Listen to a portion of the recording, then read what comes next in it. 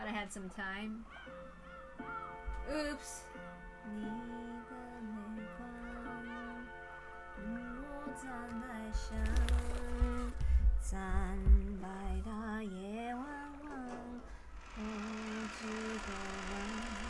I already messed up. My bad. 我在远方画着一路上，只是在过路上冰冷的追望，雨静静淌，走到手了。I messed up, okay? I have to get out of here.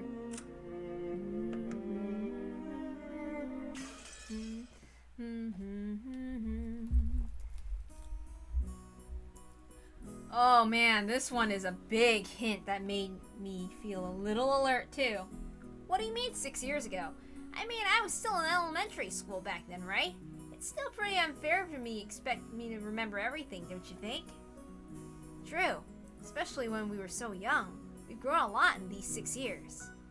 If I hadn't been introduced, I might not even have remembered you. Really? I figured he was Balor right away, and when he opened his mouth, I was sure. Ah! I just met him for the first time. Didn't know him 6 years ago. That's right. Maria was only 3 years old then. Well, the same goes for me. I only knew Maria when she was 3 years old, and since she's grown so big, of course I wouldn't recognize her. After lunch, we'd all gone down to the beach to walk around and take it easy. Our parents were apparently having a suspicious, complicated discussion, so we ended up leaving them behind. So glad we skipped all that shit. Oh! Hello! Hi! Skiu. Well, just as I had guessed from the start, the conversation focused on me since I've been away for 6 years. Still, you've really gotten tall. I wouldn't call myself short, but your height really surprised me. That's right. I remember well what Balor was like 6 years ago, but I was surprised even so. Yeah, seriously. I can hardly believe this is the same Balor we knew back then. Sorry. Hold on, I can try to change the audio. Hold on, is this a little better? Let's see. I'm surprised how much everybody remembers about it.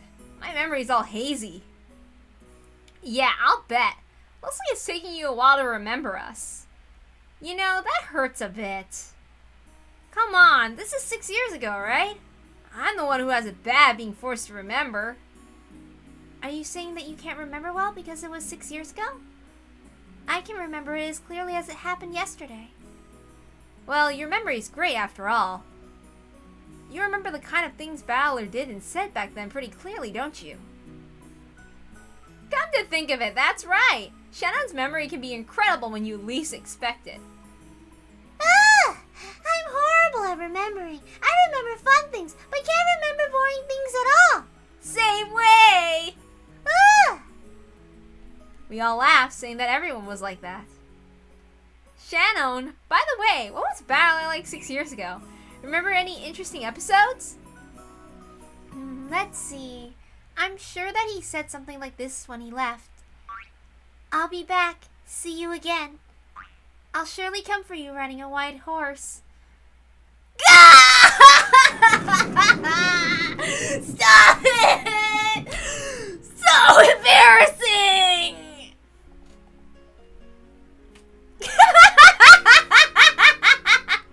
Sounds just like something you would say. Yeah, I remember you used to always be full of stupid lines, Balor.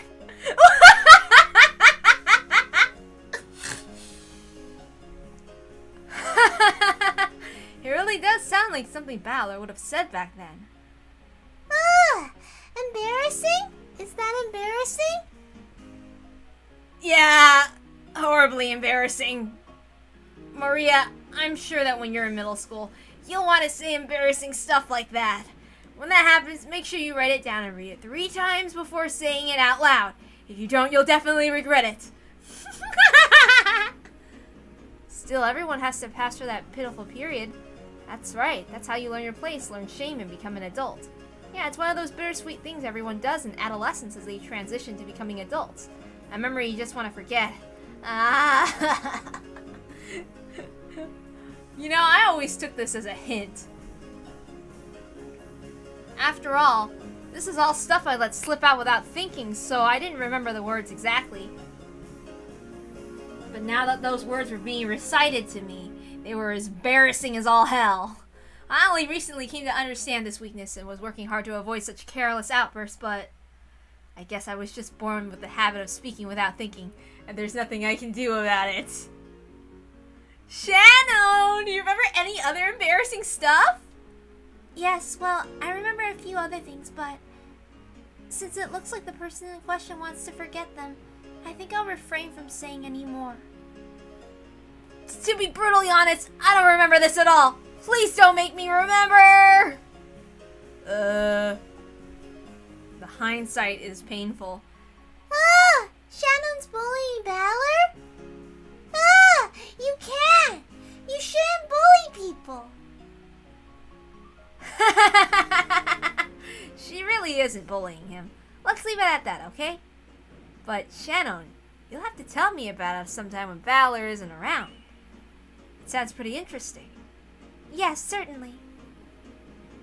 No! You can't, Shannon! For a while, George laughed at me as though warming up for when Shannon would tell him more about my embarrassing misspeaks.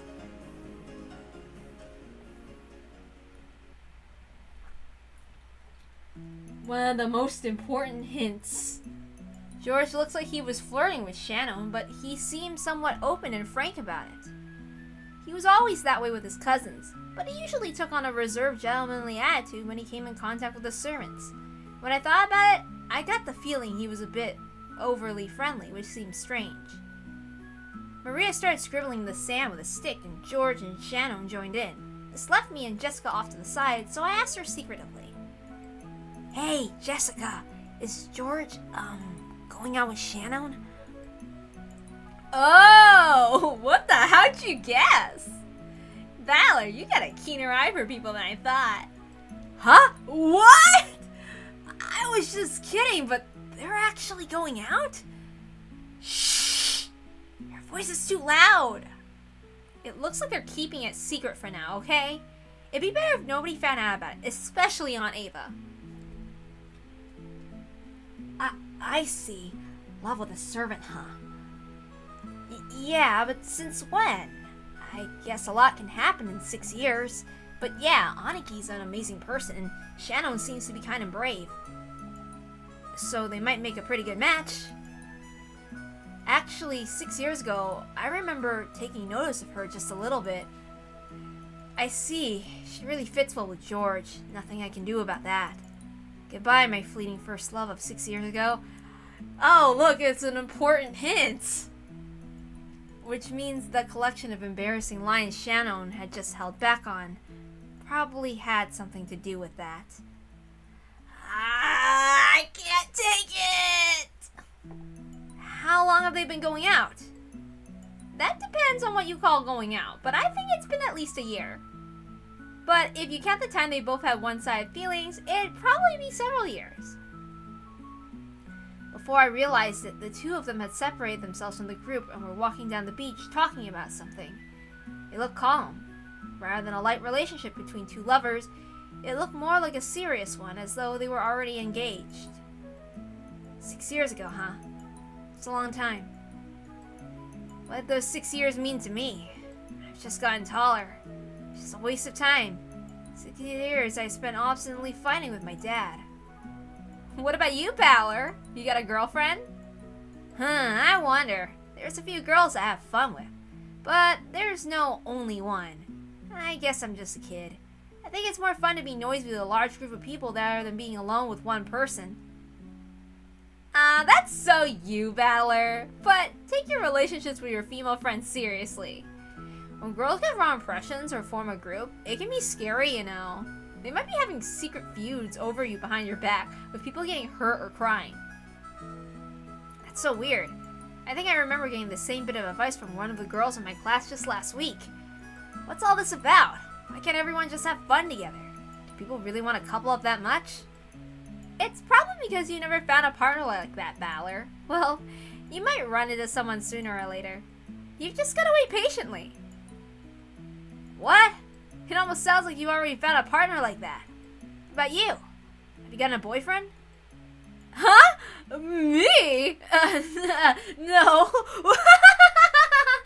Come on. That reaction's so easy to understand. From the looks of it, there's some boy you're thinking about, but you haven't been able to confess anything to him. Something like that, right, yeah? No, that's not, shut up! Who cares about that? If you're the one who brought up this subject, why are you yelling at me now? Women are creatures who always ask questions, yet almost never answer them. What cruel creatures, seriously? I did try to confess once. Well, I struck out pretty badly. Did you get an I'm sorry? No, my feelings were seriously one-sided, and they didn't really know how to respond, I guess. It was like they didn't view me that way at all. Well, I can understand that. You talk like a man, after all. If you don't act a bit more graceful, you won't be able to catch a boy's interest. Is it really... Is the way I speak really that bad? Well, how you talk isn't everything, but when people like you, who usually have a rough style of speech, suddenly start working hard to talk more normally, well, there are guys out there whose heart will skip a beat when they see how determined you are. Is that really true? I see. Yeah. Jessica suddenly started talking more meekly, and her face instantly went slightly red. I see. Even when her confession didn't go well, it looks like she still hasn't given up. But still, I get it. After seeing how close George and Shannon have gotten, I also kind of want to get a girlfriend. 6 years. 6 years of puberty are pretty important. They went by pretty fast. Breaking news! Sure, me kids are falling into the river in Lego City!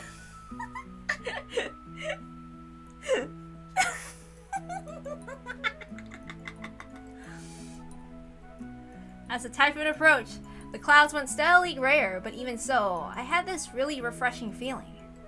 Maybe I'll try thinking more seriously about the opposite sex more than just the size of their boobs.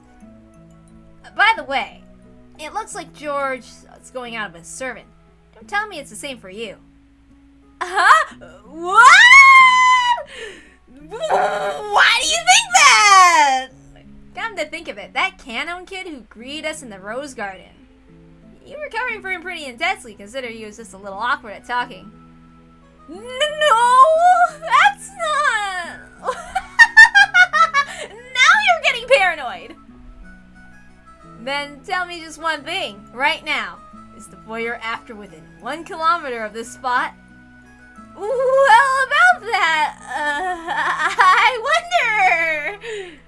Kenna was the only boy on this island who could possibly become her boyfriend. So judging by her reaction, I was right on. I didn't think of the Ushirimiya family as a noble family, but love of the servant. I wouldn't have dreamed that 2 pairs of Romeo and Juliet would be right next to me. Aunt Ava would probably become an obstacle to George and Shannon's love. But if Ava ever learned that Shannon was a partner of her only beloved son, she'd probably scream at her for trying to steal away her precious George. And a relationship between Jessica and Canon would probably be just as full of difficulties. Aunt Natsuhi was also strict about that kind of thing. After all, Jessica's husband would probably become the head of the Ushirimiya family in the future. If that person had once been a servant working for the family, well, things would get complicated. Well, love is different for every person. As long as you're with someone who's fun to be around, does anything else matter? Same. When 2 people pair up, they don't need anyone's permission as long as they accept each other. Worrying about what your parents or your family will say means you already lost. Don't forget that. You better not go out with someone with mixed feelings. Can't believe you're saying something so philosophical sounding when you haven't even been in love. Don't treat love like a matter of profit and loss. It's about heart. That's all I have to say. Well then, See you again. Have a nice day.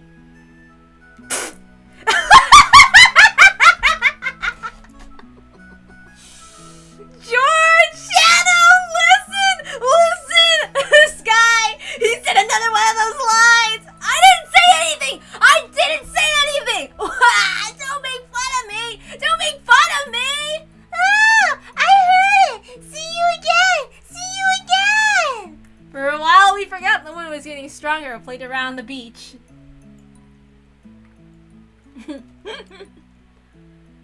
I grew a lot these past 6 years, and being able to celebrate my youth and meet with all my cousins was truly refreshing. It was a bit late now, but I realized I should have gone back together with everyone a lot sooner and returned to the Ushiromiya family. It sure is nice to have all the cousins together every once in a while. Ah! I like it too! It's really fun when all the cousins get together! That's right! We're already old enough. It's not like we couldn't meet each other when our parents aren't around. It might not be a bad idea to get all the cousins together and play a game every once in a while. That's a good plan. Maybe we should set up something like that the next time we get a chance. Yeah, I agree. I hope you cousins can stay friends forever. Hey, you make such a big deal out of it. You almost make it sound like relatives usually end up hating each other. George and Jessica laughed, but it felt just a little strained. Did I say something wrong? Uh-huh. Yeah, your family all hates each other. Judging by how our parents make quiet expressions and tired faces every once in a while during the boat ride and at the airport, maybe I should have kept that to myself. Awkward. You're right. It's just like Jessica said. Let's always be friends to each other. Ah! Me too! We're all friends! That's right. Yeah. We'll always be together. We'll always be friends. Man, we've been saying some pretty embarrassing stuff. I feel kind of awkward. But I think it's very important. People are creatures who find it very hard to stay together, much less remain friends unless they truly desire it. That's right. You really can't take everyone being friendly for granted. Ah! I wish I know said it. Happiness won't be grand unless everyone believes in it. Is it Burn? That's true. Maybe some magic exists in the power of belief. If we all believe in that, I'm sure it'll bring us happiness. Alright, well, if we're doing embarrassing stuff already, let's all swear to believe in this together, okay? That way we'll always be friendly, and we'll always be happy. Like hell we'll end up like our parents, as if we ever searched for each other's weaknesses going after grandfather's fortune. Okay, we'll always be friendly and happy. Let's all believe in that. No matter how much we cousins try to nostalgically have fun, dark clouds continue to approach Rokkenjima. I wonder if the typhoon will pass and let us see the clear skies before we leave this island. Who cares about what our parents are planning? Who cares about the inheritance and the honor of our old family? As youthful as we were renewing our old friendship, and we all believed together that we could find happiness. That's why I want this pair of days to end without anything weird happening. In peace and happiness, and calmly. No, I don't just want them to end. Please let them end. Let them end!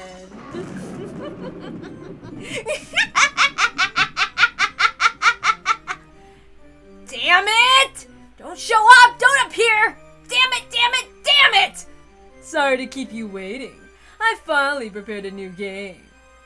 Come, let's begin this tale of tragedy. Come to me, winds, rain, typhoon. Cut this island off from the real world. Throw Rokkenjima into another realm, into the spirit world, into a world of fantasy.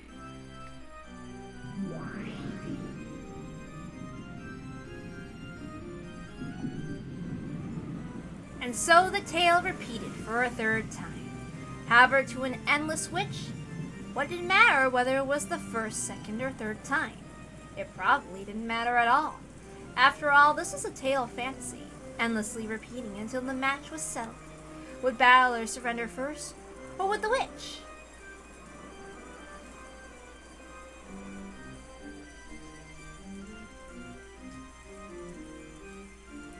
Then the sky grew dark and cloudy, and the wind and rain were summoned together and became a typhoon.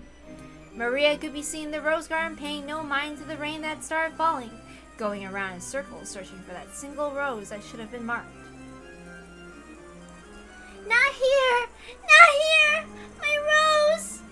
That we marked isn't here! Maria definitely remembered it.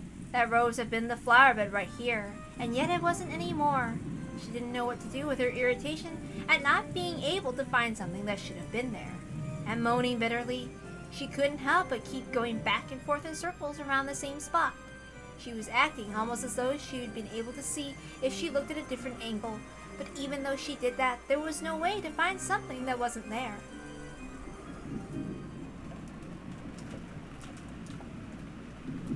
The wind grew increasingly strong.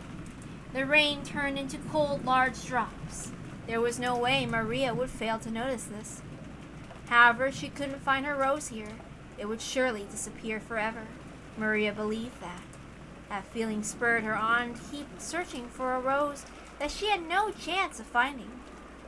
Just then, the cold drops of rain tormenting Maria were suddenly blocked. Huh? Maria raised her head. When she did, she saw an umbrella there, protecting her from the rain. The one holding out that umbrella was the witch she admired, Beatrice. Beatrice! What are you doing so frantically in the middle of all this rain? You could catch a cold like this. Even witches have to care for their own health. I can't find my rose. Ugh. No matter how many times I search, even though it should have been here, I can't find it. Maria told Beatrice about how there had been a slightly unhealthy, pitiful rose, and that she was sure they had marked it. So you can't find it. If you are a witch's apprentice, you should use magic to search for the rose. I believe that searching with just your eyes won't be nearly enough. I can't find it. I did my best and tried to search with magic, but I can't find it. I think practicing your magic is a very good thing, but it might be a little too much for you with all this wind and rain. Allow me to lend you some special power. Concern for one's disciples is also one of a teacher's duties. Thank you, Beatrice! Maria's face, which had been full of sadness just now, split open into a grin. Maria knew. She knew there was nothing Beatrice's magic couldn't do, so she was sure that Beatrice would be able to find the rose easily, even though Maria couldn't. Beatrice closed her eyes lightly, acting as though she was listening for something in all this wind and rain. Then she heard it, opened her eyes, and spoke. All things in this world are transitory. Too bad, Maria. It seems your rose couldn't withstand all this wind and rain. Then my rose? It was uprooted by the wind and is no longer of this world. What Beatrice said was quite reasonable. There was nothing odd about a flower being broken off in the stem in this strong wind. However, Maria couldn't accept this and bitterly gave a low-pitched moan. No! Huh. No! It's my rose! My rose won't come back! No! I'll bring it back to life by my magic! Beatrice, teach me how to revive a rose with magic! Huh! It's much too early for an apprentice like you to learn hidden art of endless magic. Know your place. Maria wiped the tears from her eyes full of regret.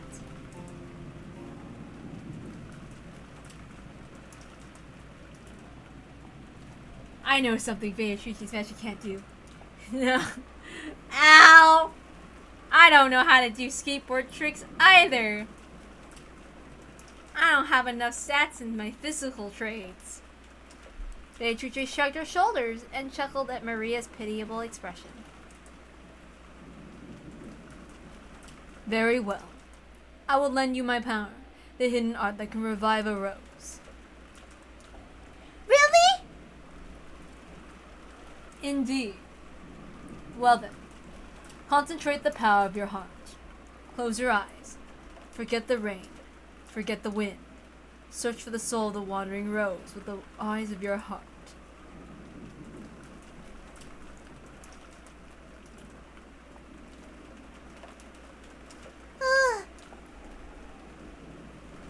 Maria closed her eyes. Then she repeated Beatrice's song-like words. Come, try to remember, Rose. What form did you have? Come, try to remember. Rose, what form did you have? I love the song. Don't look, don't listen, and believe. Release the power of your soul from the cage of flesh that imprisons it. That's it. Good. Around Maria, who was concentrating her power, her eyes tightly shut, small golden butterflies began to dance. Was this the manifestation of the magical power Maria held? Lost soul of the rose, gather into one and remember your form. Come, gather, remember. The glitter of the gold butterflies began to strengthen, with their numbers increased. Then Beatrice raised up a finger to the skies and began to gather at the tip of that finger.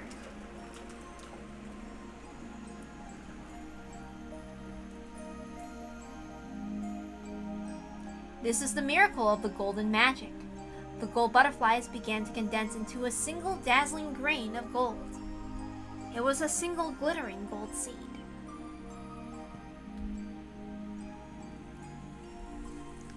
It rode on the tip of Beatrice's finger, budded into a golden sprout, and opened into a gold leaf. Then it slowly fell from that fingertip, sank into the mud of the flower bed, and began to grow steadily. Maria, who admired magic and the witch, really wanted to see this fantastical sight. However, as an apprentice, Maria was still not qualified to see it. No, she was probably afraid that if she opened her eyes to look, the power that she had concentrated in her heart would be cut off and the magic would be lost. Therefore, Beatrice, as the only one permitted to witness this golden miracle, was the only witch, the sole master of many miracles. Then the fully grown rose bloomed, creating one golden flower. And Beatrice poked it with her finger in just the right way. The gold-colored sparkles scattered, just as if golden soap bubble had popped, and what remained was a single beautiful rose.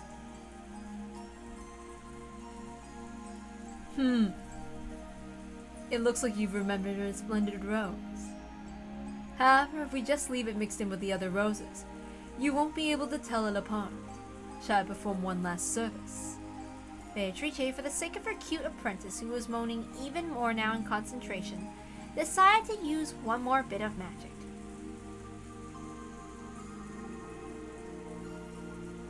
When she snapped her fingers, a single gold butterfly appeared, fluttered around, and landed on the flower that had just been revived. It suddenly burst open, disappeared, becoming golden lace and marking the rose. That will do. Maria, you may open your eyes now. Huh? Where's the rose? It's not here! Not here! Not over there. Over here. Look. I've marked it with golden lace. You did! Awesome! Awesome! Awesome! Awesome! Thank you, Banto! Thank you, Banto! I want to become a witch quickly! A great witch like you! And you can. Long ago, I too wished for that innocently, just as you do, and I have attained that level. Maria was ecstatic over the revived rose, clapping her hands and jumping around in joy. Watching that, Beatrice also smiled, looking fairly pleased.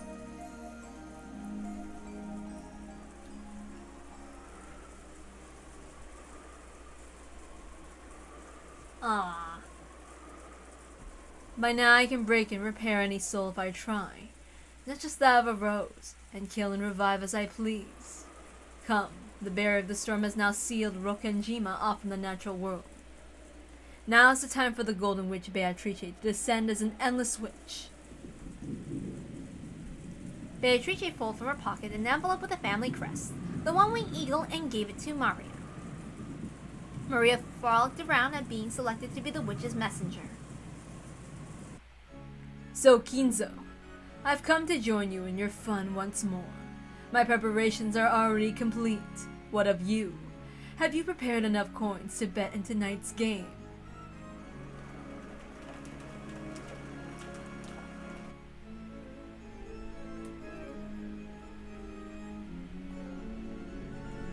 Of course I'm fully prepared. Beatrice, I have assembled a plethora of pieces.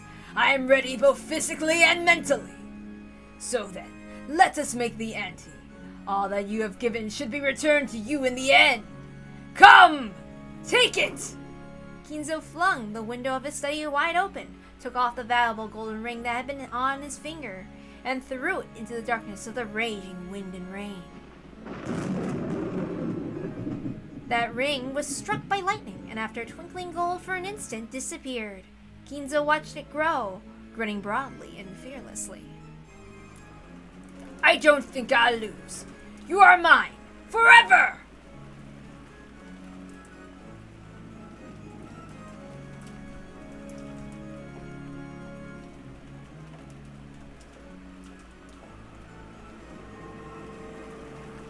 The ring that Kinzo had thrown became a single gold butterfly and fluttered around in the wind and rain. It headed for the rose garden, almost as though it was being guided there. Then it had found the figure of the golden witch and fluttered down.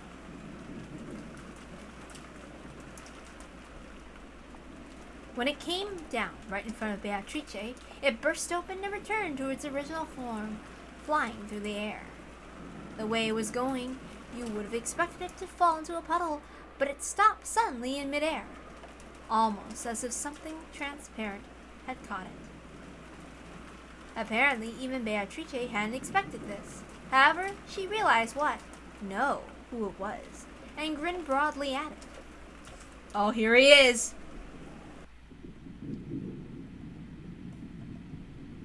As she did, the shadow of the person who had caught the ring began to fuzzily appear. It was the figure of a young man wearing a butler's uniform embroidered with a one-winged eagle crest. There was no man like this among the servants of the Ushiromiya family. Even so, Beatrice laughed as though it was someone she remembered fondly. Grown-up, isn't it? It has been quite some time. It seems you have remembered me. You were always a man who took loyalty seriously. It has been quite some time since your last correspondence. Not for a single day have I, Renaud, forgotten that I serve you, lady. I was more afraid that you'd forgotten about me. After all, you can be quite forgetful. I see, yes. I certainly am forgetful. I'd forgotten even your sarcasm until I heard it again. Milady, take this. With an exaggerated yet elegant gesture, he bowed respectfully and held out to Beatrice the head's ring that he just caught.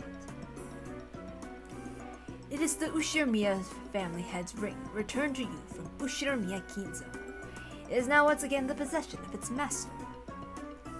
Indeed. This is Kinzo, announcing the start of the game. Of course I'll accept it. So, how shall we play tonight? Shall I prepare the roulette immediately? Or shall I prepare some black tea first? I can't decide which, but first I need you to greet someone. I'm sure that guy's got his mouth hanging open, and he can't shut it. Right, battler? Greetings. Allow me to introduce myself. I am called Renaud, and I serve at the side of Milady Beatrice. It is certainly a pleasure to meet you. See, his mouth's hanging open and he can't shut it right.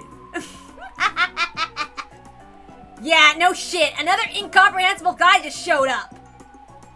First I grumbled about goat-headed people doing the bone dance, and then goat-heads start showing up in swarms. And since then, not only have those 7-ass Nisans appeared, but now there's even a butler? It doesn't even make sense. Cut it out! By the way, battler, did you notice? Did you realize that meeting him is the true devil's proof? Devil's proof? What do you mean? He may not look like it, but this guy's one of the 72. A genuine demon. In other words, I brought a demon right in front of you, which truly proves that they exist. Renault holds a noble rank in hell, the 27th highest ranked great demon. He's a pretty useful man. I summoned him at the high cause and made him serve me. It is an honor to meet you. While my name is amongst those of the nobles of hell, I now serve as the head furniture of Beatrice, who, despite being a vulgar human, is a great witch of such caliber that demons flee before her. He's a very useful man, but he's impudent with his words. Frustratingly enough, he sometimes forgets to respect his master. Nothing in my contract specifies the manner in which I am to speak. Would you like to change that contract?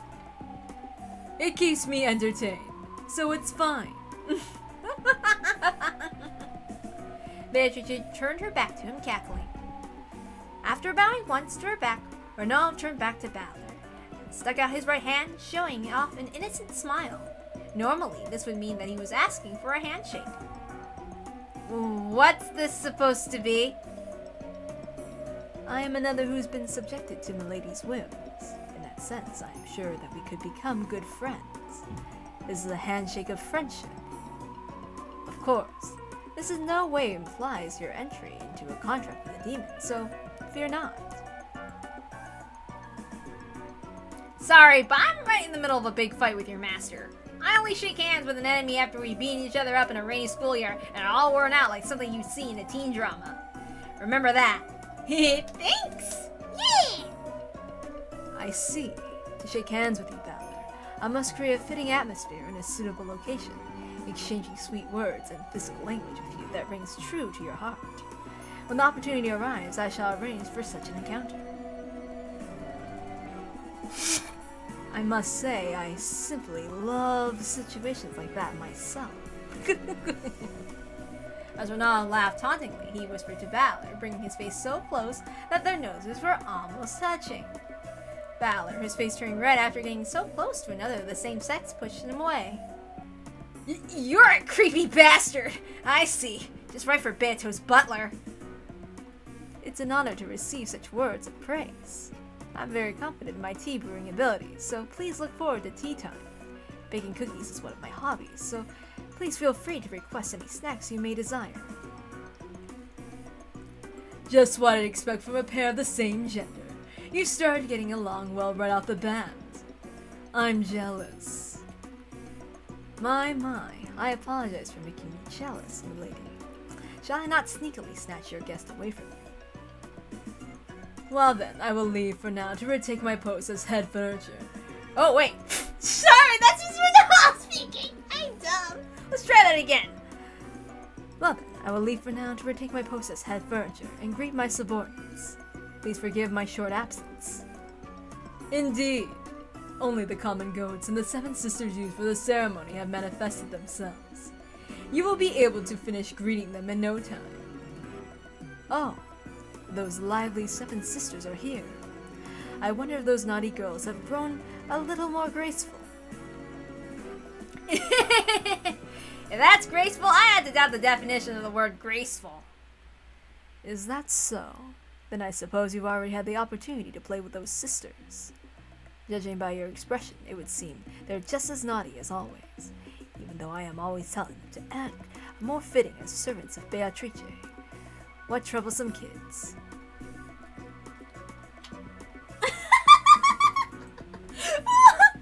Oh, let's read that. Ah, so battler. Oh, wait. Okay, wait. I see the honorific. Fine. Okay. Ah, so battler-sama. You will only accept me for both all sweating and panting and beating up and our clothes are soaked through and see-through. Interesting. Hey, you really took a lie I didn't mean from what I said. I think I read that wrong. I have to try that again. Ah, so battler-sama. You will only accept me for both all sweaty and panting and beating up our clothes are soaked through and see-through. Interesting. I'm sorry. I can't read it seriously without laughing. My bad. I think I read his lines wrong Twice. I'm sorry. I'm not good at this stuff. If that's your problem, don't worry. They're actually perfectly Oh, wait, hold. Let's try that again.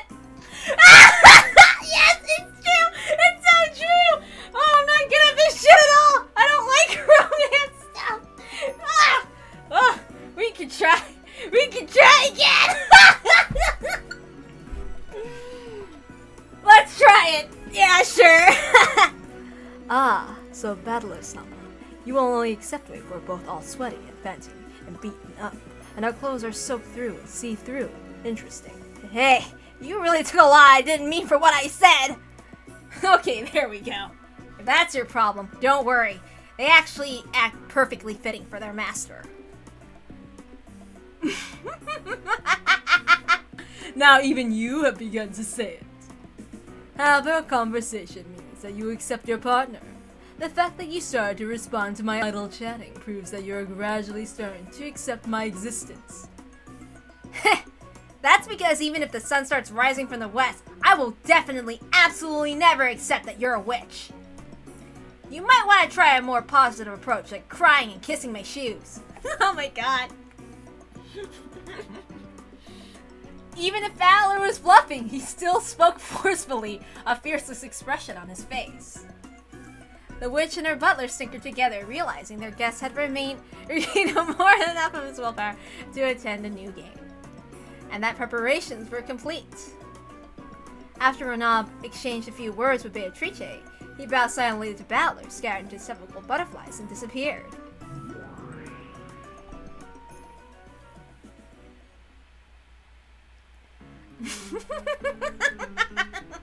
It is truly pleasing to have such a boisterous atmosphere.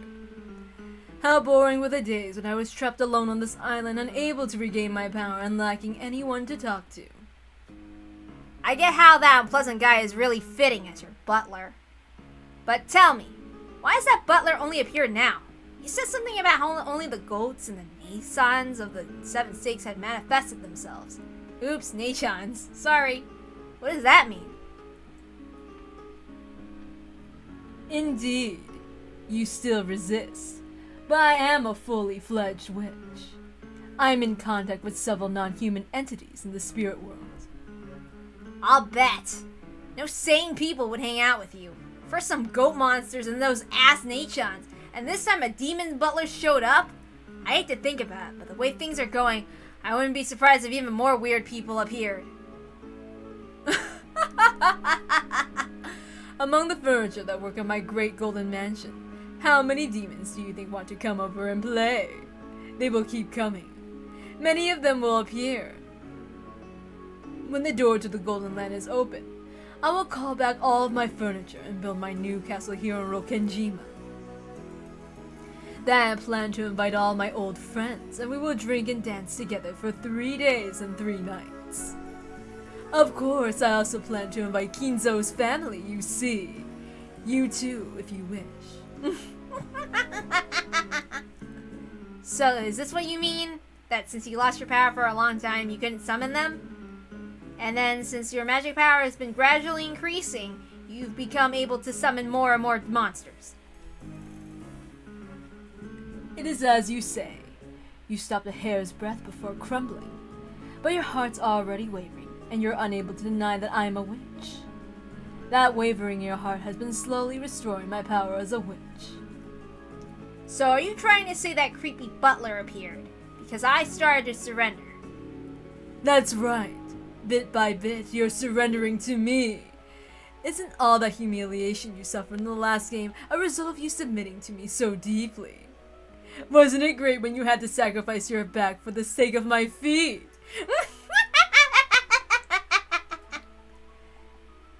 Damn it! I thought I'd be able to keep things as they were, as long as I didn't accept you, but it looks like that was wrong. Correct. The closer you get to surrendering, the more the game will swing in my favor. Isn't chess the same? In the process of cornering each other's kings, we trade several pieces. Of course, I still haven't cornered your king.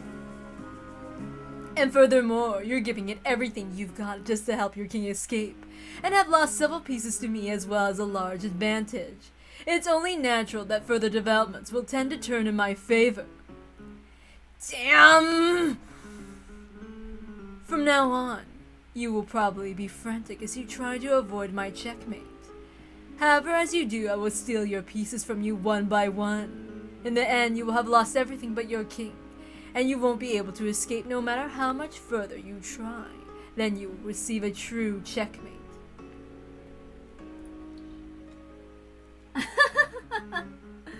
Oh yeah. God, all those fanfics and everything, and the people that ships with like with Angie and who else was it? Was it Virgilia? I forget. When Beatrice is eating and gobbling up Valor's pieces. Anyway, You were talking big last time, weren't you?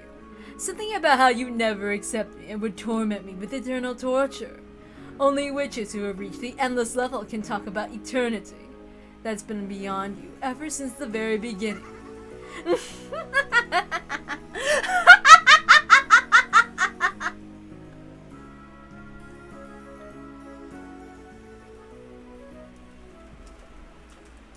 I know what you are. You're a dominatrix. Yes, but only on Sundays. And today's Monday of all days. Oh, yeah. That's true. That's true. Kinzo has already publicly displayed the location of hidden gold within the epitaph under my portrait. The rules will apply equally to all who can read the epitaph. If you discover the gold, I shall return everything to you. Hey, bro. Oh, God. Tonight I ask that you enjoy your battle with Kinzo to the fullest. I sincerely pray that this night will be both intellectual and elegant. Beatrice the Golden. When Maria finished reading the letter that Beatrice had handed her, everyone was at a loss for words for a while. And then they all broke the silence at once. Ridiculous! What a worthless, vicious prank!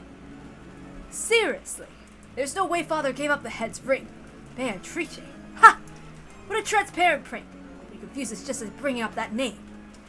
He finally has dignity in his voice again. Hey, who filled the dessert with a little too much punch? I want to applaud and praise you, so come clean, okay? Rosa? Of course not!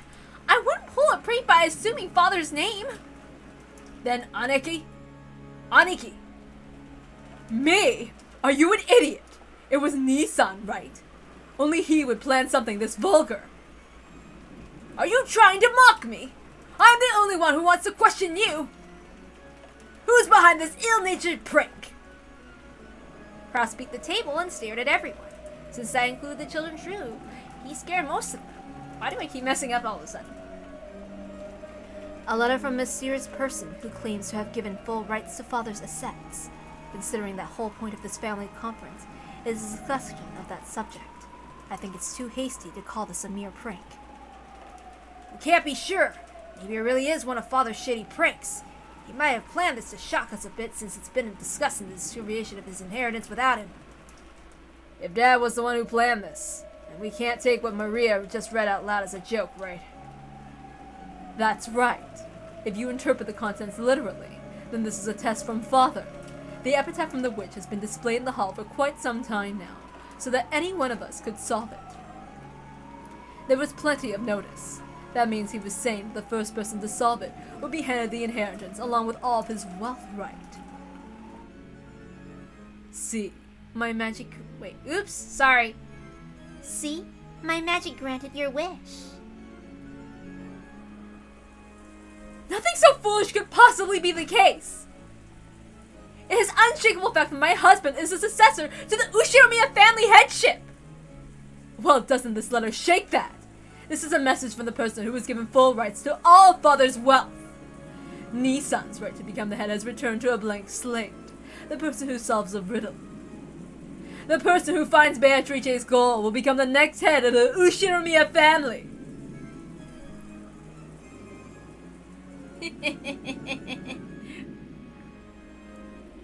I don't know. Maybe Valor. Even if I don't know. I think he was a little excited. Ridiculous. Do you think we can trust the meaningless words in that letter? That seal was the real thing. There's no way we could trust that. Then let's try go and ask Father directly. At this point, you can't get away with saying he's grumpy or feeling bad, right? The sealed wax clearly shows that it was from Father's representative. If you doubt that, then show some proof, Ni-san. Show that this letter does not contain Father's will. Very well. It is just as you say. It no longer matters whether Father's in a good mood or not. Let's go up and ask him directly. Let's do it. We'll ask Father directly.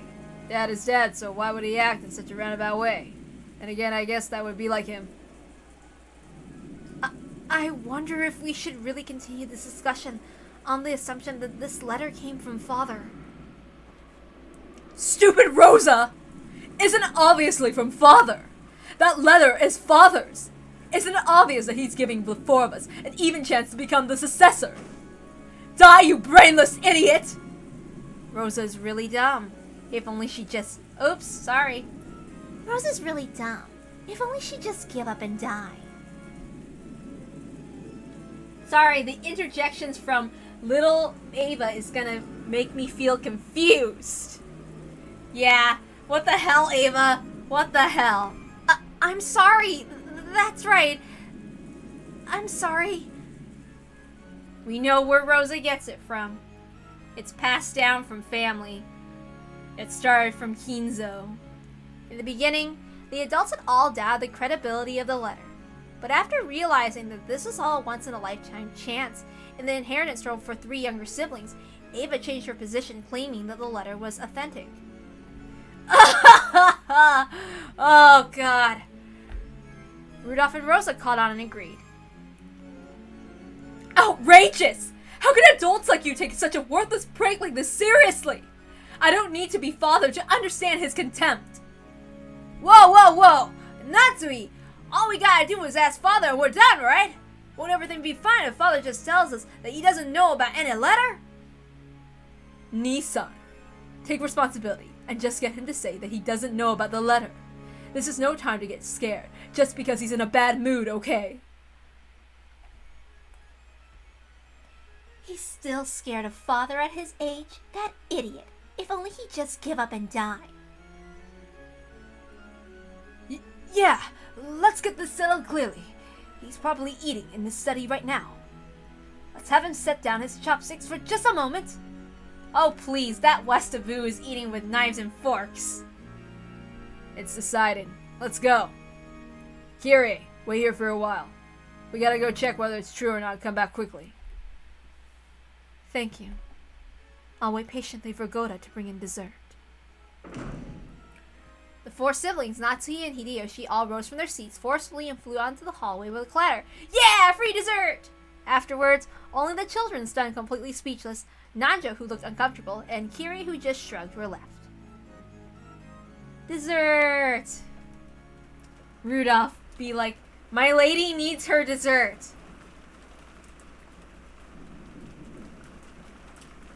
In the middle of all this was Maria, who looked a little bit scared the adult sudden change. However, judging from her appearance, she didn't look like she realized the full meaning of what she just read. What in the world was all that about? I don't get it. They're all bastards. They really want the inheritance that much? Everyone, this is our parents' problem. It has nothing to do with us, so you mustn't worry about it. Even if you say that, they were so blatant about it. I can't believe them, showing off their greed like that. Everyone has to believe together and we'll be happy. That's right. We all did promise. Come on, Valor. Jessica, you too. I feel horrible. We couldn't accept it at all, but we laid down our arms for the time being. We all been vaguely aware of how filthy this family conference was going to be. However, after all that 6-year blank, I couldn't help being shocked. When he saw the children were completely dejected, Dr. Nanjo cleared his throat uncomfortably. It's an adult matter. It has nothing to do with all of you young people. Let us forget about it. I would if I could! I know it's hard, but forget it for now. All of your parents are fighting frantically to make your futures just a little brighter. Please don't look at your injured parents with those cold eyes when they come back. No matter how much you ask us, Kyrie, that'll be tough. If we could be happy with an explanation like that, we wouldn't be kids.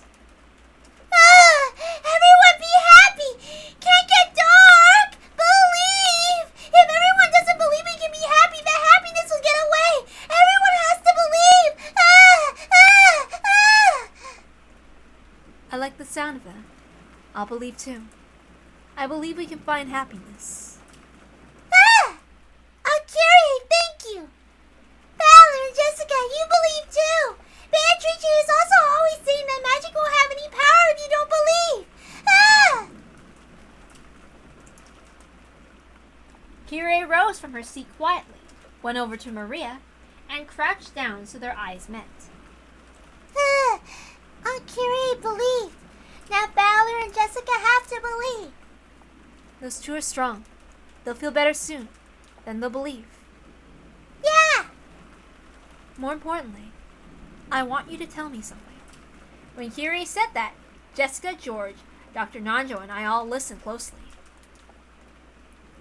It looked like our parents were so concerned with the inheritance problem that Grandfather filled their minds. But we wanted to ask Maria about something simpler. Huh? What? Who gave you that letter? Beatrice! Louis drawn that portrait.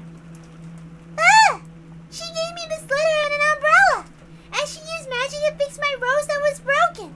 Beatrice is an awesome witch who can do anything! Could you tell us about that in a bit more detail?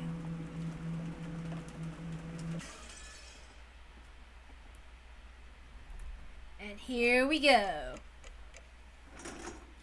And since it's a Friday, yay!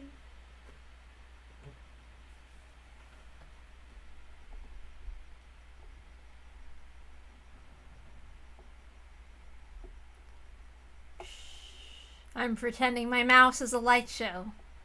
Just kidding. What's going on? Why is the screen still black?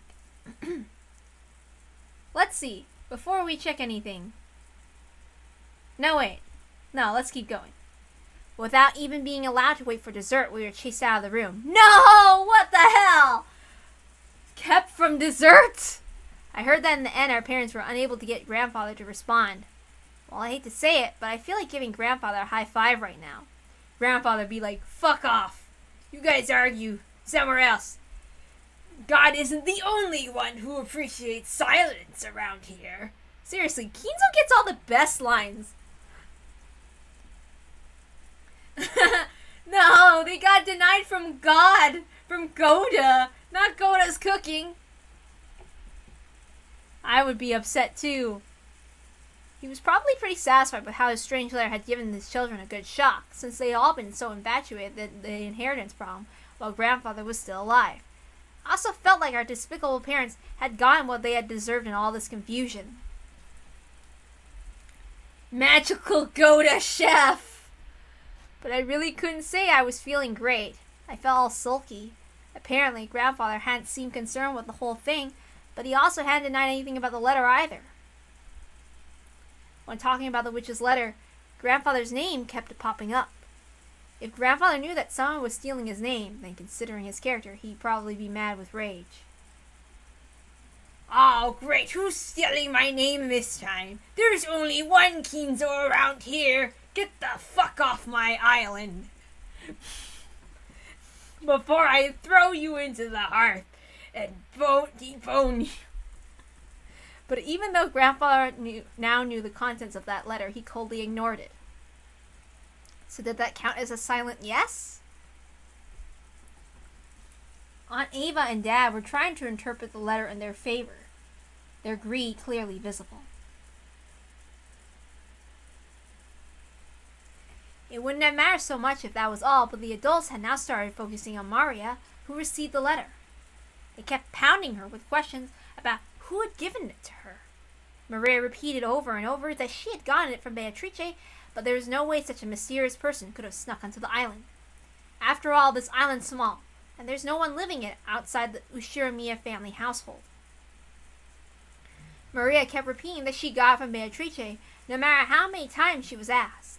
The adults seemed to think she was trying to trick them, so they didn't hold back and questioned her until she broke out in tears. When Maria was released, she sobbed, all worn out from crying. After our parents ordered us to go to the guest house and take Maria with us, they shut themselves up in the dining hall and started getting louder and louder as they discussed the inheritance. It seemed that because of the strange letter, Uncle Krause's chance of becoming the next head might have been reduced to a blank slate.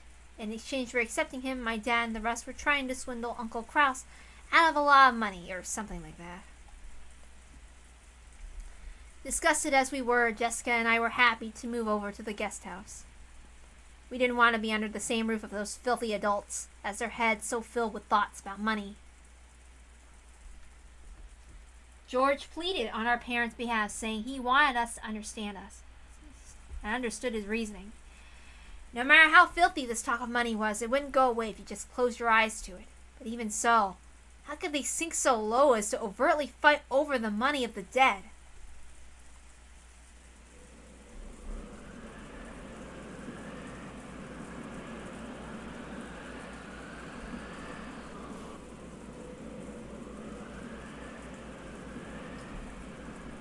I feel like they could have summarized that faster.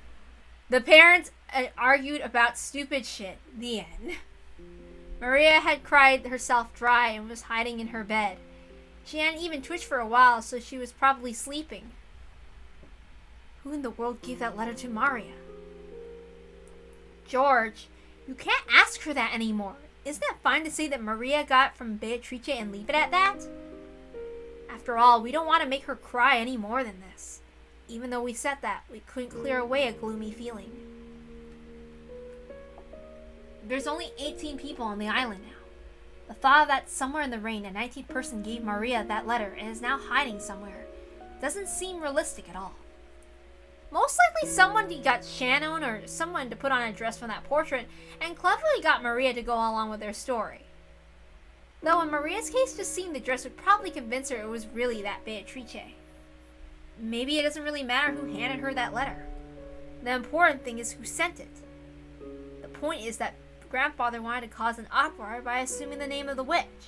Seriously, that old geezer's good at riling people up. The most likely answer is our cult-loving grandfather was playing around, handing the letter over to Maria, who shares the same hobby as he does in such a dramatic way. Although he failed to give any thought for what Maria would have to go through, making it a pretty shitty thing to do. Seriously, messing around with Maria's pure heart. It doesn't matter who handed the letter over. Maria says she got it from Beatrice, so let's treat it that way. I agree. Let's do that. To Maria, Beatrice is kind of like what Santa Claus is to most kids.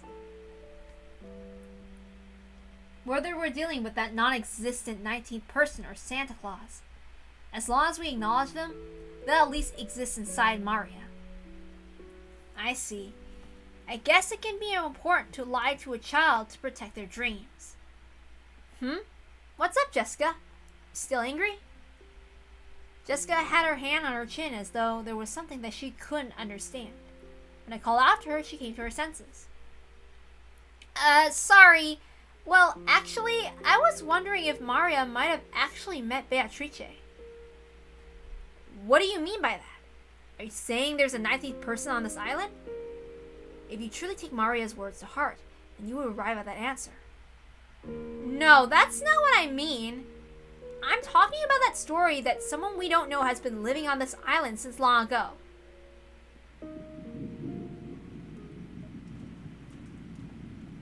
Living, you say, where? In the forest.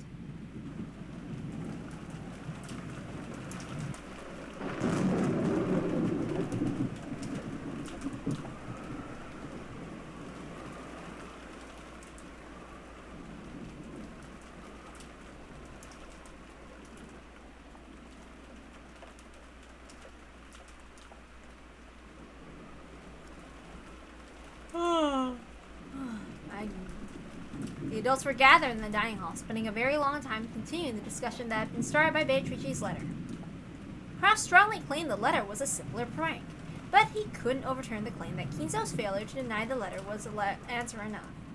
Judging by Kinzo's character, if he knew that letter had been written in his name, he would be mad with rage.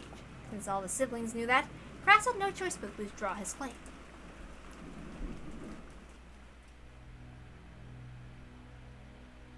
Without even having to summarize it, the contents of the letter were simple. The person who could solve the witch's epitaph would receive the headship and assets. We already know this! Why?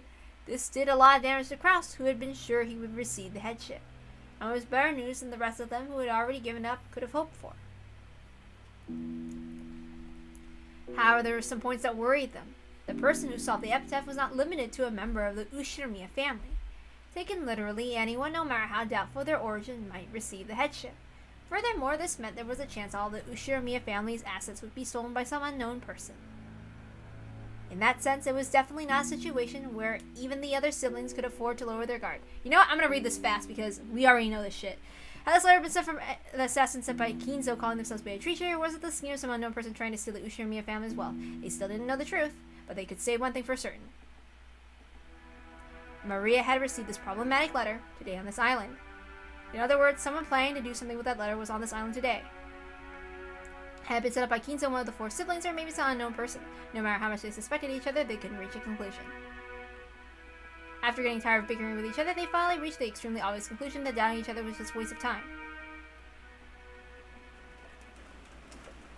Hurry up! We've made no progress. We're just spinning our wheels. That's right. And the mere fact that you realized it means we won't have to waste any more time. It's not certain that Father sent the letter.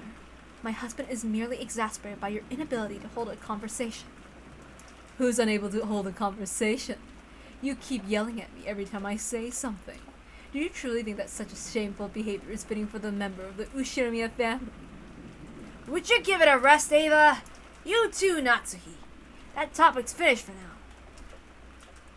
Shall we all cool our heads off for now? Let's have some cool drinks brought over. That sounds good. It would probably be wiser if we cooled our heads. Don't you want to take a short break too, dear? Aneki looks like she's in a bad mood, so I'll pass on that break. But I agree about some cool drinks. Rosa, have someone bring some water. A cold pitcher. Yes, understood. Rosa headed over to the extension phone in the corner of the room and called the servant room. She then passed on what Rudolph had told her to the person on the other end.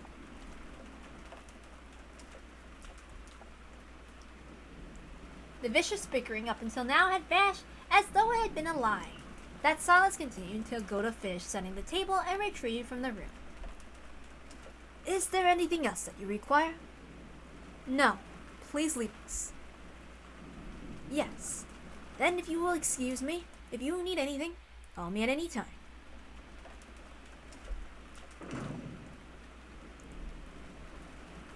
After listening to the sound of Goda's footsteps disappear off in the distance, everyone took a deep breath at the same time to break the tension. It sure is raining hard. I wonder if this 19th person is taking shelter in this rose garden arbor about now. I wonder. They might be able to escape the rain there, but it would be quite cold. A mysterious 19th person as a visitor. Sounds pretty interesting, just like a mystery novel. Normally in that kind of story, it's safe to bet that the person doesn't exist, that one of us 18 would be faking it. I suspect Genji and the others. Just as I thought, it would have been better if we all dismissed all the servants of the One-Winged Eagle, no matter what excuses we had to make. Come now, don't say that. We must be grateful for their long years of service. Of course, we can't let our guard down.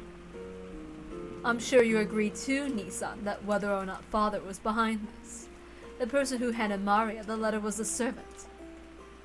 Indeed. In any event, we're all being friendly in our big happy circle until dinner, weren't we? All the siblings have alibis. Only a servant could have handed Maria that letter. But all the servants said that they were too busy with bed making or to have any spare time during which they could go to Maria and the Rose Garden. Hey, what are you trying to say then? You aren't saying the Witch of the Forest Beatrice came over and actually handed Maria that letter, are you? Rosa, you used to believe in that so much it really frightened you, right? Don't tell me you still believe at this age in the Witch of the Forest. If she did exist, I'd love for her to appear. But no matter how much I wish, she didn't appear before me even once. She didn't save me from my crisis. Of course not. I just thought since all 18 of us said that we didn't do it, there might actually be a 19th person. That can't be. In the first place, we're the only ones who came on in that boat. We didn't see any mysterious stranger around with us. You don't think they could swim across this whole rough sea, right? I can't really imagine it. Logically, that's true. It is difficult to imagine that there is a single hidden, uninvited guest on this isolated island. However, it looks like some of us still can't abandon the possibility completely, right?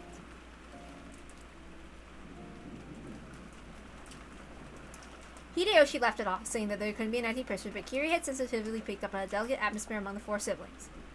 In a normal situation, there shouldn't have been any uninvited guests on the small, isolated island. How would they have come here? From where? And from where were they hiding? And why hadn't they appeared openly, even though they had sent a letter in their name? Nothing could explain that. But not only the four siblings had joined in Hideyoshi's laughing, they also seemed unable to completely deny their hearts the possibility of a 19th person. Kyrie, please don't misunderstand. It's not as though we believe in anything like a fairy tale like Legend of the Witch. Is this another topic to insult father? Simply speaking of such a thing as betrayal against him. I wonder. However, this is father we're talking about. It could be possible, right? I don't know anything. What's this? What's this? Why has everyone gotten so gloomy? What are y'all talking about? In short, the legend of the witch isn't a joke, but a fact. That's ridiculous. Of course nobody believes in some witch riding a broom flying in the sky. But that woman in that portrait, Beatrice, might have really existed on this island.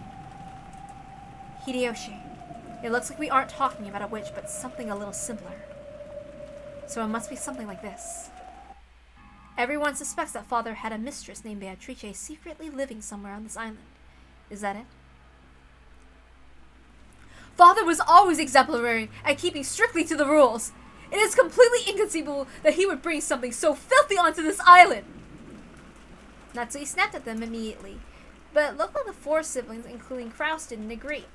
On the contrary, they appeared to think that Kinzo wouldn't have even hesitated to do something like that. Natsuhi idolizes him so much. Probably because she doesn't have anything else. At the beginning, it had been whispered that Kinzo had built a mansion on this island specifically because of the existence of an entrancing mistress. What the fuck?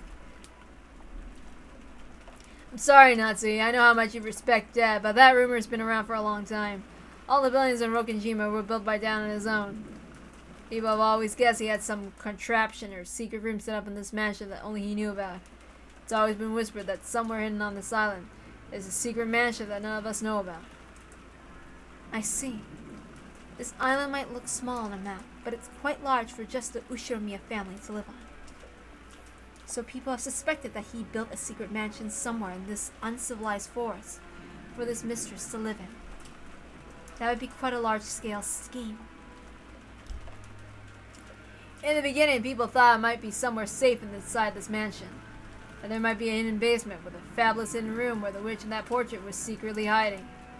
After seeing that intricate lock on Dad's study, it isn't too hard to imagine, right? After all, Dad did spread the rumor that a large amount of gold was hidden somewhere by some mechanism. I wouldn't be surprised if there existed some hidden room inside this very mansion that none of us knows about yet. When Mother was alive, she would often scour the entire mansion, searching for Father when he wasn't anywhere to be found. Mother also suspected what Rudolph just said. She believed there was a hidden door or stairway somewhere, and that his blonde-haired mistress was hidden behind it. It was hard to believe, but there's some actual examples of other countries of people cheating with someone over a period of several decades by making them live in a hidden attic room. Furthermore, Kinzo had this mansion this extravagant. It was possible to suspect the existence of a hidden room. from what I've heard, the legend of Rokenjima Witch was just a fairy tale made up to scare children away from an incivilized forest. But it's starting to sound like there's a little more to the story. Well, as you know, this is a lonely island without anything but the Ushirimiya mansion on it. When Rosa and I were little brats on stormy nights, we got so scared by the sound of trees rustling in the direction of the forest. We had this crazy delusion that something weird might be looking out on us from between those trees. It's only natural for a brat to think up stuff like that. But when Rosa and I complained about it, some people figured it was more than a brat's imagination. Isn't that right, Aneki? Yeah. Nissan and I thought you might have coincidentally spotted Father's mistress, living in secrecy on this island, as she went out on a walk when no one was looking. Of course, Mother felt the same. Even among the older servants, you often hear the ghost story about how the Witch of the Portrait wanders the mansion at midnight. Outwardly, I laughed it off as a ghost story, but on the inside, I suspected very much that it hinted at the existence of a hidden mistress. In that case, you're saying the existence of a 19th person might not be completely ridiculous, and they might actually be somewhere around here. Sounds like one of those devil's proofs Rudolph's always talking about. It might be possible to prove that there's a 19th person, but it's impossible to prove that a 19th person doesn't exist. Should we continue this discussion under the assumption there is a person named Beatrice hiding somewhere on this island? That's a good plan from the perspective of risk management. It's probably much more prudent to say she might exist rather than saying that she couldn't exist. I see. Sorry, I was a bit careless. Rosa, sorry for laughing just now. It's fine. I don't mind. Hideyoshi apologized deeply for making the worst-case scenario lightly, despite calling himself the president of a company.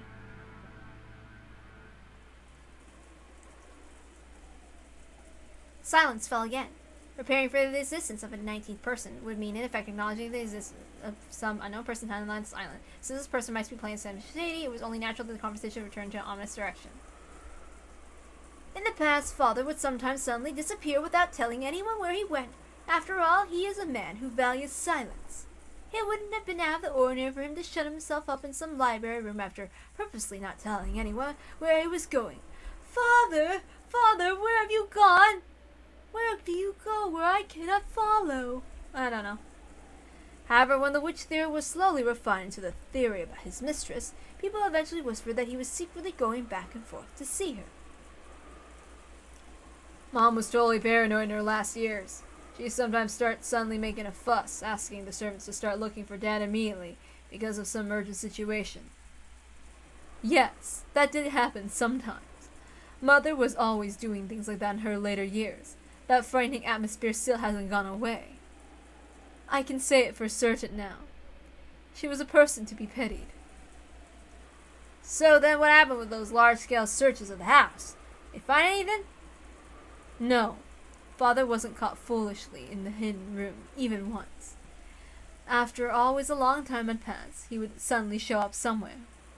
Then he'd say he'd taken a nap in some library room where the wind had summoned him to take a walk on the beach. But it was always some place where the servants had already looked. We never knew where Father had gone. Even at that time, Grandfather was always famous for his occult inclinations. So some servants exaggerated, saying that he might have turned into butterflies and danced around the Goro's garden. So in short, Father frequently disappeared, and no one knew where he went. Yeah, since we couldn't find him no matter how much we looked around the mansion, we got more and more sure that Dad might have been somewhere outside. But the area outside the mansion isn't large at all, which leaves only the forest. If you tie that in with the legend of the witch, you might get a theory like this. Father actually built a hidden mansion somewhere in the forest, inside of which a mistress by the name Beatrice lived, and he sometimes went to see her. I was also young at the time. I was so eager to find where Father was having his affair at, one time I followed him when he went outside. Of course, it was a failure.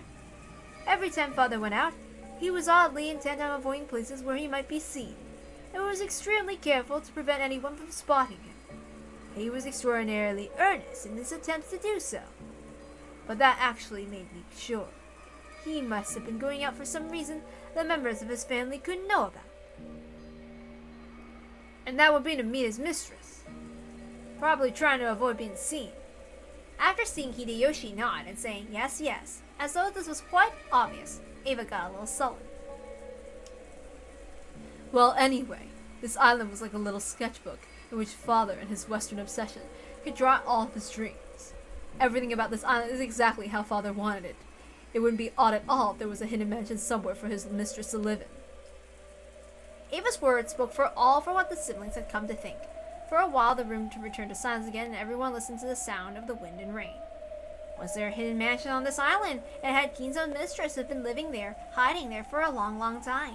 Everyone thought they were being too suspicious, and they hesitated for a long time without speaking. But everyone shared a common opinion. Kirei, who had been listening the whole time with her eyes closed, spoke to no one in particular. How long has this rumor about Father's mistress been around? As soon as we moved to this island about 30 years ago. After all, it probably would have been possible for him to have a hidden mansion built while we were here. People and materials would have to be going in and out. It probably would have been exposed quickly. So if it was possible, it happened before we moved here. It probably could have been built along with this mansion when we were still living in Odawara. Since Father had to set up a double life with his family and his mistress, it's probably reasonable to assume he had it all planned from the beginning. His relationship with that mistress probably went back to the days when we lived in Odawara. Probably. As if Father says she's the source of the vast amount of gold he used to gain the funds that resurrected the Ushinomiya family. We could probably conclude they had a close relationship since Odawara. A relationship's trusting enough for her to lend him a vast quantity of gold. I can't even imagine how old that relationship must have been. Perhaps Father gave her some kind of valuable advice for succeeding in business. It's natural to think that out of a sense of gratitude for that, this person gave Father the gold. If you think about it that way, it's obvious they would have had a close relationship after that, rather than a festering relationship with a mistress. It was probably a relationship of gratitude to the person who saved the Ushinomiya family from its crisis. I don't know if Natsu's saying has a ring of truth to it or not, but even in that case, isn't building a hidden mansion and having her live in it going a bit too far? Doesn't that mean they felt something a bit more than gratitude? Well, this is all just speculation. In the first place, no one's ever found that hidden mansion. Aniki, you were planning on expanding this island into a resort, right?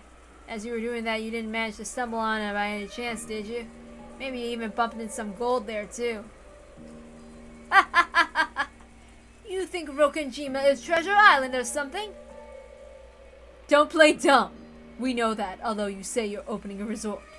You really have been planning to investigate the entire island, right? Judging by all that trouble and confusion we were talking about earlier, you haven't been very successful, have you? I don't know what you're talking about, but it's a misunderstanding. Isn't it perfectly natural that investigating this island would be the first step in turning it into a resort? Cross tried to play dumb. It was plainly obvious to his siblings, who knew him so well. Cross was definitely sure of the existence of a hidden mansion. Under the pretense of opening a resort, he had closely been investigating the island, searching for a clue as to the location of the hidden gold. They couldn't tell whether that conviction was just him overthinking things, or whether it was based on some physical proof. Still, if Kraus with all his guile was sure, that was sure enough proof for the other siblings to be sure too. The story about a witch living in the forest is obviously a fairy tale. The story about some blonde girl living secretly in the mansion no one knows about in the middle of the forest isn't much better. That's right. That really would be just like a fairy tale. You like those, don't you, Rosa? Well, when the mansion was built on this island, Father was at the height of his prosperity. With this money, he could probably attain anything to make his wild imaginings real. Imagine the forest where a witch quietly waits. It sounds like the kind of situation Father would like. Doesn't it? Sounds like some occult or fairy tale. Does feel like Dad's kind of hobby. On the island which the Ushinomiya family had lived for 30 years now, a hidden mansion that no one knew about had been quietly built to house a witch, about whom nothing was known about except that could be guessed from a portrait. Even if this was hastily thrown together theory, it might not be completely delusional considering all of Kinzo's strange habits and his vast wealth.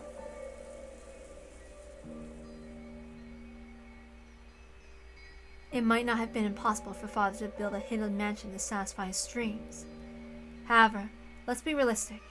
Would it be possible to house this beloved woman in that hidden mansion for decades without it becoming inconvenient? Well, if there was love, it could have been doable, right?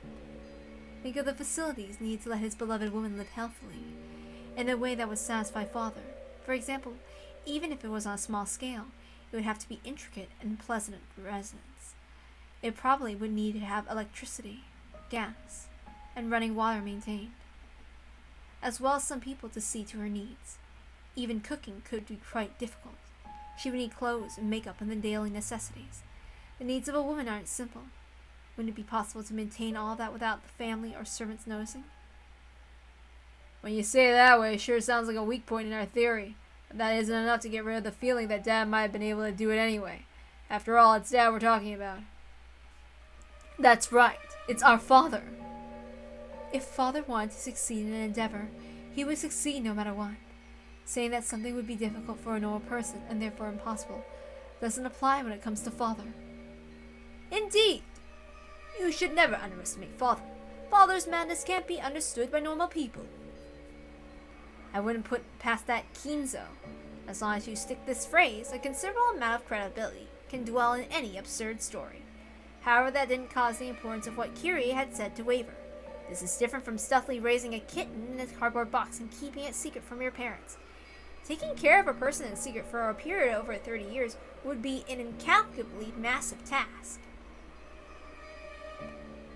After all, father's legend of the gold star before he gained possession of Rokkenjima. That means his relationship with his mistress was over 30 years long. How old would that make her? In the worst case, she could be as old as us or older, right? By that age, that body starts to break down. I don't care what the mansion's like. I wouldn't use the word agreeable to describe living in a place where people's eyes can't reach, almost like she was under house arrest. That's right. If what father told us about Beatrice is true, their relationship lasted over 30 years. She might have been a charming young woman at the time, but it probably makes sense to assume she's an old bag like us now. I can easily imagine that given the contents of that letter. You should talk. Kraus laughed, as if none of this applied to him. Of course Ava was offended, but she didn't strike back. Quit it, Aniki. So if everything we're thinking is true, then she would be joining in Dad's inheritance problem with her head held high. After all, there's a good chance their love was mutual, unlike with Mom. Even if she knows she's his mistress, she might be proud to be his true wife. That is an insult to Mother. Yeah, sorry. However, everyone knows it was a political marriage decided upon by the elders among his relatives. Because of that, it definitely wouldn't be strange for Dad to have a mistress. The family's sake, after the Great Kanto earthquake, and father was set up as the Ushirimiya family head against his will. However, in the beginning, the elder relatives treated Kinzo like a dummy and influenced him powerfully, almost like he was a puppet. He wasn't permitted to decide anything by himself, not even his own wish partner. Ever since he met the Golden Witch Beatrice in those distant days, Kinzo's legend of the gold was quickly embellished into something dramatic. In other words, it could mean that Kinzo really did find a woman he loved. If she also knew the whole story, even if they weren't marriage partners, it would have been odd for her to consider herself his true wife inside her heart. And now the person it registered that his true wife is already dead. Sorry, this is stuff we already know from episode 1. Which means she might feel confident staking her claim, not just for the rights of his sets, but regarding the battle over the headship too. I see. I'm starting to see the purpose of this letter. The headship goes to the one who solves the riddle of the epitaph. Is that what it means? Even if that mistress was added to the family ranking system, she isn't a direct relative to father, so she'd be inferior even to the children. In other words, she'd be one step below Rosa in rank. That wouldn't be a good position to enter the battle for the headship from. I see, so that's it. If someone can solve the witch's riddle, they'll get the headship regardless of the rank. In other words, it's the most advantageous condition Beatrice could possibly get, since she's got no chance otherwise. Uh-oh, I hope you're not hearing any crickets, because I'm hearing a cricket, and it's annoying me. The revival of the Ushirimiya family was made possible by the gold Beatrice had bestowed. It was quite a distinguishing servant she had provided. She had built that wealth together with Kinzo, so it was natural that she would think of herself as one who should inherit it. It would also be natural for herself to despise the thought of giving up to the children of the wife Kinzo never loved. Oh, thank God. because it's hurting my ears right now, and I hate the sound of crickets, and it's making me angry. It makes me aggressive to hear certain bugs. Anyway, how could she be so impudent? Even if such a mistress actually exists, joining in the battle for the rights of the head's inheritance would be a reckless action far above her place. What disregard for her own position! Natsuki turned red, her fist quivering. Since she'd also come to the Ushiramiya register due to complicated circumstances, those who knew that understood more or less why she was so angry for the sake of Kinzo's dead wife. Well, thanks to that reckless action of hers, we all have an even chance now, right? Father has given it his silent approval. Will the person who succeeds the Ushiramiya family be his mistress Beatrice, or one of us, the relatives he doesn't love? Maybe he wants to make a struggle over that to see who's worthy. As Ava giggled roguishly, Kraus shrugged his shoulders and looked away. However, since she's the one who brought this rule of the light in the first place, maybe that means it gives her a significant advantage. That's right! In the first place, if Beatrice meant the letter literally, then she's Father's alchemist. In other words, she's the manager of his gold. It would be strange at all if she knew where it was hidden, would it? Isn't that harsh? It's like she's given us a riddle she knows the answer to. Oops, sorry. Isn't that harsh? It's like she's given us a riddle she knows the answer to. She'll probably show up rudely and say, here's the answer, I'll take the headship now, and snatch up everything away from us. That's right. The person who brings up a riddle always knows the answer. There's a good chance that this is all a trap to steal everything away from us. If you think about it like that, don't you start to doubt whether she really had the gold in the first place? Why would she tell us about it? All she has to do is keep quiet and embezzle it. It really is strange. That certainly was the case. If the epitaph showed the way to the hidden gold, why would she challenge them to try and solve it? If they actually did solve it, wouldn't all the gold be stolen from her? Could it be this person was trying to stir the siblings up so they saw the epitaph and planned to steal it anyway at the last second? It was an extremely logical possibility. No. If you spin the chessboard around, there might be a pretty good chance they actually do have the gold. Why are you so certain? Wait, Aneki. Kiri, please keep talking. Why do you think that? After all, do you think they really think we'll let go of the Ushiramiya family headship? Just because someone tells us the answer to the riddle to the witch's epitaph, that we'd be so impressed by their answer that we'll just give up. Well, that's true. No way they're so naive they assume we just give up after being told the answer to a riddle. That we just say, here you go, and hand it over. Of course. The headship of the Ushiramiya family is not something that can be handed over so easily. That's exactly. No matter how Beatrice might one-sidedly propose a game like this, even if she were to spectacularly show us the answer, there's no way we would immediately hand over the headship. In other words, unless she has some compelling force in the form of challenging us to a game with equal conditions for us all, this won't truly count as a game. You're right. Unless the losers have no choice but to give up on the headship because of a compelling force, this won't really count as a game. And what might this compelling force be? Will they bind us in chains and threaten us into handing over the headship? I see. I get it. They just have to do something to make us want to give the headship up willingly. Yes, I see. To do that, Beatrice would have to own 10 tons of gold. I see. I get it too. In other words, it's a trade. Huh? What do you mean? A trade? Trade what? The Ushiramiya family headship for the hidden gold. Beatrice surely plans to tell us the location of 10 tons of gold and use it as a bribe to gain the Ushiramiya family headship. Ridiculous! They want to trade the headship for the glorious Ushiramiya family for money! That's blasphemy! Blasphemy against the Ushiramiya family! Please listen without getting mad. But how much wealth does this glorious Ushiramiya family have right now? Are we really that affluent? The definition of affluence is not dependent on property. It is about heart. Our financial situation has nothing to... Kraus interrupted Natsuki as she started going on and on emotionally. In this situation, the more she went on like that, the worse it would actually sound. Me aside, I hear your current situations are quite unfavorable. Oh, really? I heard that your financial situation's really bad too. Offering up more and more as collateral for new money to gamble with. Repeatedly dabbling in new gambles, unable to accept your losses. If we count what's going on behind the scenes, you're in even bigger financial straits than the rest of us. Just how much money have you lost, Nissan? You have no talent. Haha, you suck. Who are you saying has no talent? No, she's saying the facts. And what do you mean financial straits? Natsu became indignant once more, but Kraus raised his head again and interrupted her. It seems you are making a small mistake. This is not something that can be judged based on current progress alone. For someone with long-term outlook on business such as myself, it may sometimes appear at a glance that I suffer short-term significant losses. Aniki, we've been collecting evidence. Your position right now isn't one to be proud of. So, this is what Kiri's trying to say. Every one of us has got money trouble. And Beatrice has 10 tons of gold.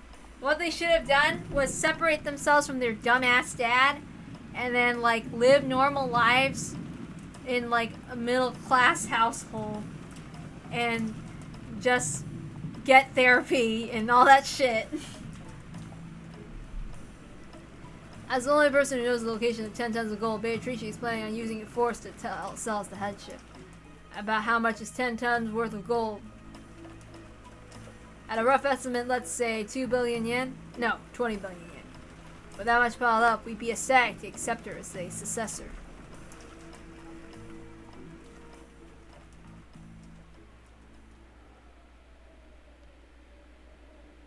The scene returned to silence. In fact, the wind and rain felt even noisier now. It's probably the sound of the windstorm racing through the insides of their minds. This isn't funny. To think we'd give up the headship to some woman of doubtful origin, just because she had a little money stored up. Don't be stupid! The headship wasn't even yours in the first place, right? We got nothing to lose and money to gain. We'll have to calculate our profit and loss, but that's something worth listening to. They knew that Kraus had eaten much of the Ushirimiya family head assets. It was dregs that remained of the inheritance, versus the cost of being accepted as head that Beatrice would pay. It was a shame, but honestly, the former was less enticing than the latter. Well, it probably wouldn't end up as 4 equal portions, since Aniki would be given him his position of successor. His portion would have to be larger. Makes me feel kind of jealous, you know? Dear! The amount of money isn't the problem, right? Your cowardly younger siblings are trying to sell the glory of the Ushirimiya family for money, don't you see? Why aren't you displaying your dignity as the oldest son? Natsuhi, stay quiet for a while. Dear! This is a dissonant proposal. We were planning on each getting 250 men out of Aniki, which treats us with 10% of those 10 tons. That's 2 billion. Yeah, that means she's treating it with 10 times our original goal. That alone will be more than enough for us. It's not like I've got any attachments to the Ushirimiya name. I'd be happy to sell it off. Even if 10 tons is a slightly optimistic figure, yes, it'd still be a fascinating prospect for us. We were trying to form an alliance among the siblings to kick out this outsider, Beatrice, out. But if this is her plan, it'll tear apart the unity between us. Yeah. By this point we can state it clearly. The goal of Beatrice's letter was to disturb our alliance.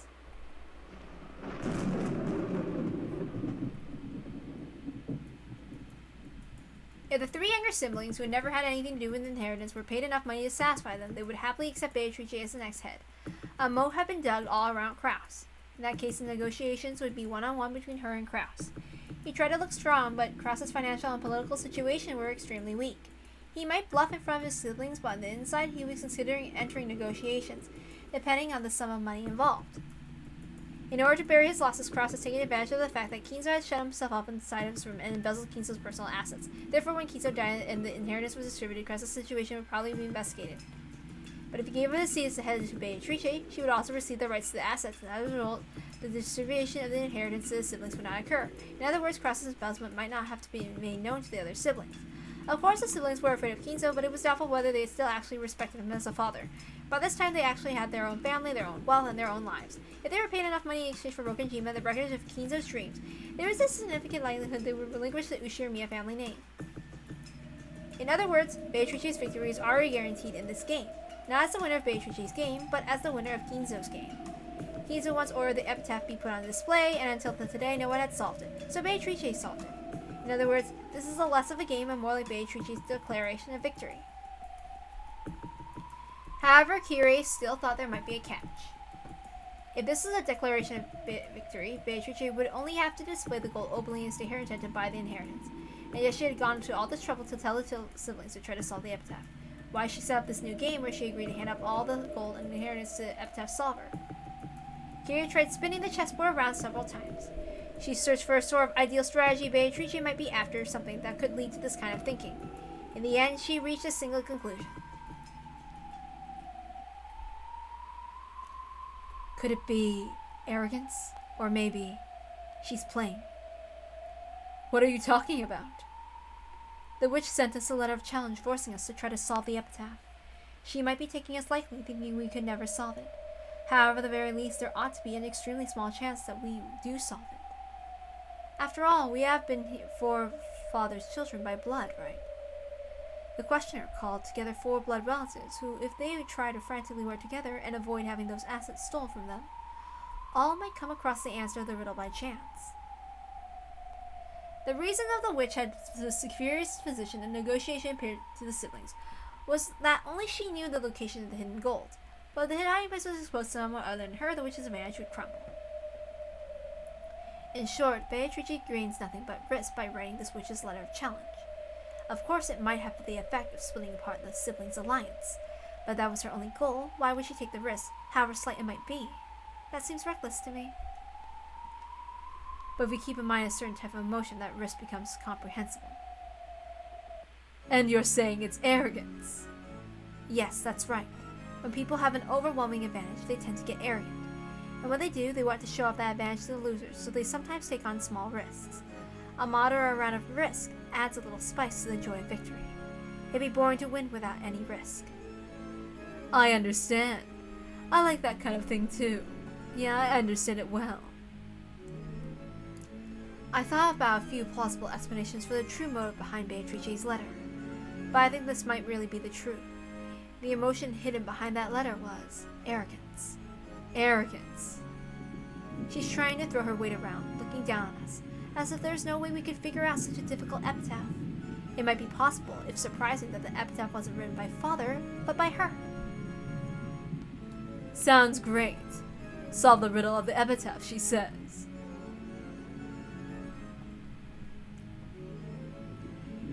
If only I solved it, I would be made the head, right? I'll solve it.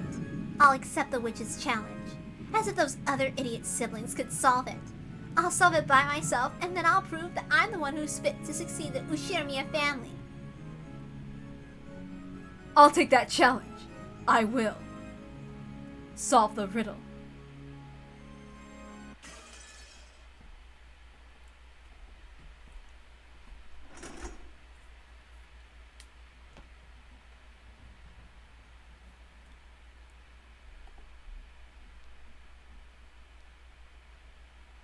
Alright. I think I will stop very soon. Dang. I can't wait till we actually get to the good parts. Oh hey, here's some tips. Renove! I'm still debating whether I should call him Renove. So anyway. But that might be a little too obvious. One of the 72 Great Demons works for a master in exchange for various forms of compensation. He currently has contract with Beatrice as her butler head furniture. He has become proficient at housekeeping after serving in many households, so his ability as a butler is very high. In high society, which is employing him has become a kind of status symbol. Furthermore, the cookies he bakes are superb, and witches will often form a line demanding them. He must possess a tremendous magical power, but since he always stays out of the spotlight to further boost his master's reputation, his combat abilities are unknown. I demand soft chocolate chip cookies!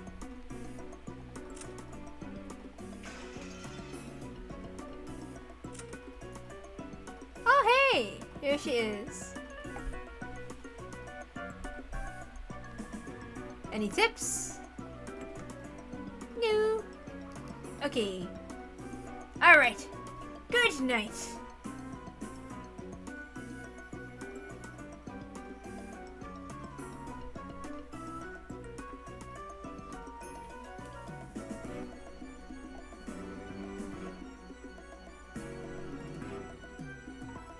Yeah, bye bye.